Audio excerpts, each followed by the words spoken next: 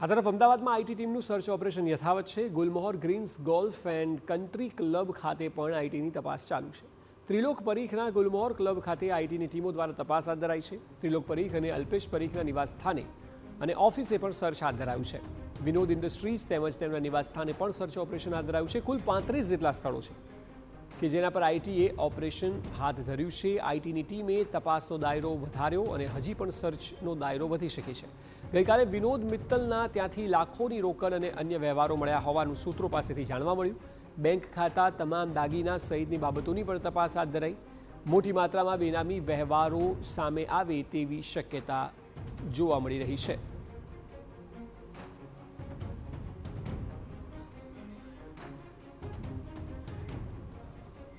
તો વધુ માહિતી આપી રહ્યા છે સંવાદદાતા સચિન પાટીલ। સચિન, જણાવો, આટલી મોટી કાર્યવાહી હાથ ધરાઈ છે, અત્યાર સુધી શું શું ઝડપાયું છે અને આવનારા સમયમાં જે પ્રકારની આ રેડ છે, કેટલા અધિકારીઓ અંદર સંકળાયેલા છે અને શું વિગતો મળી રહી છે?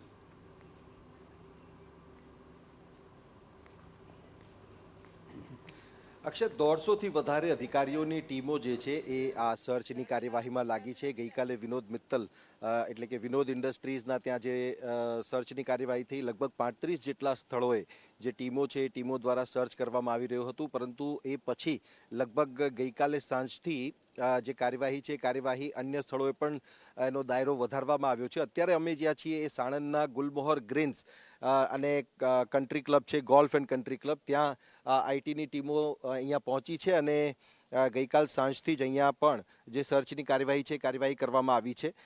ગઈકાલે પણ જે આ સર્ચની કાર્યવાહી થઈ છે એમાં અલગ અલગ સ્થળો ઉપર, જેમ કે વિનોદ મિત્તલ છે એમના નિવાસ સ્થાનની વાત કરીએ, એમના ઓફિસીસની વાત કરીએ, એમની ફેક્ટરીની વાત કરીએ, એમના એસોસિએટ્સ બીજા હોય એમની સાથે સંકળાયેલા હોય તો એમની પણ વાત કરીએ।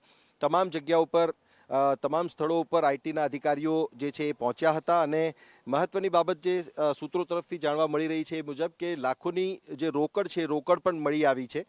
જો કે હજી એ બાબતની તપાસ ચાલી રહી છે। આ સાથે જ સાથે જે જ્વેલરીઝ છે કે જે બેંક એકાઉન્ટ્સ છે કે જે પણ અન્ય જે વ્યવહારો છે, વ્યવહારોની પણ તપાસ જે છે એ આઈટી વિભાગની ટીમો દ્વારા કરવામાં આવશે, એની ખરાઈ કરવામાં આવશે અને ત્યારબાદ એ ચોકસાઈ થયા બાદ આ આઈટીની ટીમ દ્વારા જે છે સમગ્ર કાર્યવાહી કરવામાં આવશે। પરંતુ આ જે દાયરો છે એ દાયરો અત્યારે જે પ્રકારે આપણે અહીંયા ઊભા છીએ Gulmohar greens golf and country club ખાતે, તો ત્યાં પણ અધિકારીઓ અહીંયા પહોંચ્યા છે અને અહીંયા પણ જે સર્ચની કાર્યવાહી છે એ થઈ રહી છે, એમના નિવાસ સ્થાને પણ થઈ રહી છે।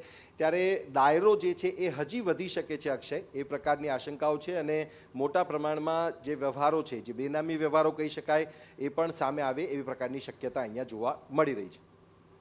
જી બિલકુલ સચિન, જે પ્રકારે સચિન જણાવી રહ્યા છે તે મુજબ આ રેડનો દાયરો વધી શકે છે અને હજુ વધુ કેટલાક વ્યવહારો બેનામી ઝડપાવાની પણ શક્યતા છે। અત્યારે 150થી વધુ અધિકારીઓ અને કર્મચારીઓ આ રેડમાં સંકળાયેલા છે।